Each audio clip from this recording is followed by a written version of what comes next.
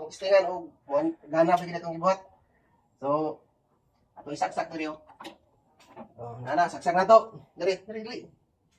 So, nana mga gwabs, so, nag-andar na siya. Tapos, ang wattmeter, ang voltage protection, andar pod. So, itong tanaw ng pila ka watts. Tanaw. Oh, nara mga gwabs, oh. Andar na yun. Wow. Success mga gwabs. So, natay 38 watts mga gwabs, oh. 38 watts ang atong load. Kani nga, kuhan. So, easy na kayo mga gwabs. So, okay na ito niya. Gisit up na po na ako ng kuhan, inverter sa iyang kuhan, mga low voltage para in kaso malubat, automatic siya nga mo transfer sa diyo. So, puhon, i-connect na ako ni sa balay puhon. So, okay mga gwabs, ang atong project. Success. Oh, electric pan, oh. Atong builuhan na.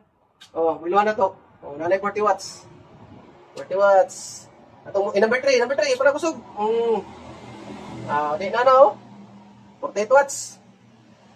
Ang battery na to. Easy pa kayo, 26.4.